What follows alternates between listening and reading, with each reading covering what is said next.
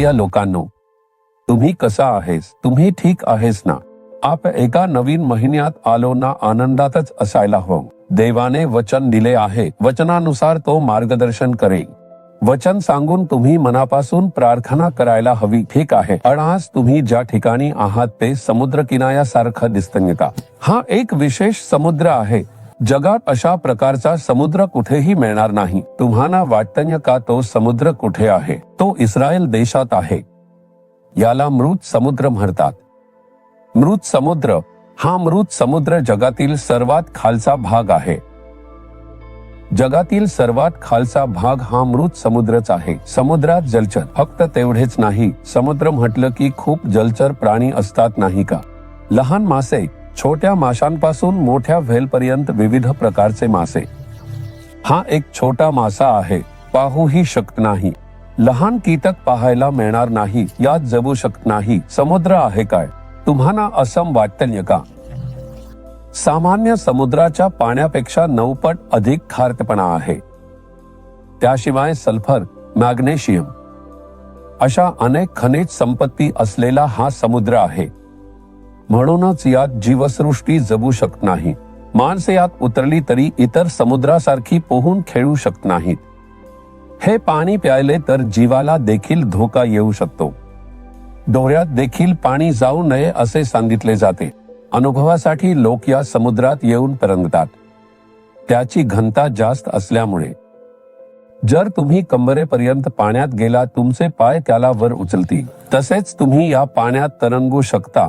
हेच या समुद्राचे वैशिष्ट्य आहे.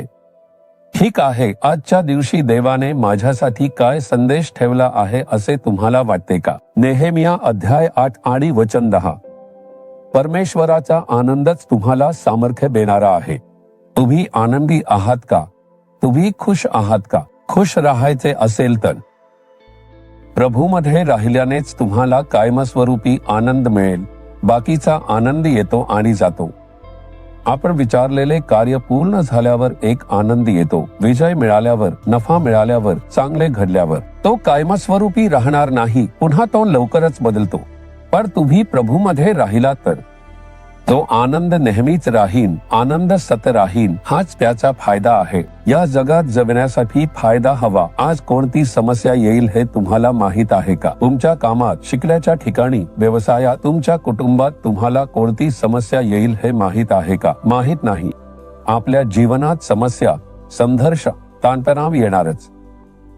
आपण त्यावर मात करायला हवी. त्यावर विजय मिळवून पुढे जावे. त्यासाठी एक फळ हवे. फळाशिवाय ते कसे शक्य आहे? जर तसे असेल तर आत्म्याला फळ हवे. शरीराला फळ मिळवण्यासाठी आपण खातो. चांगले खा आणि शरीरात चांगले मजबूत राहा.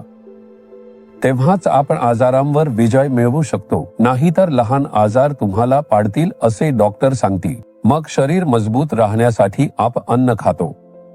आध्यात्मिक जीवन म्हणजे आपल्या आत असलेला आध्यात्मिक माणूसच खरा माणूस आहे. हा आध्यात्मिक माणूस आपल्या आत असतो आणि तो आध्यात्मिक माणूस मजबूत असावा. जर तुम्ही त्यात असाल तर कितीही संघर्ष आले तरी तुम्हाला हलवता येणार नाही. तुम्ही नेहमीच त्याला पुढे नेत राहू शकता.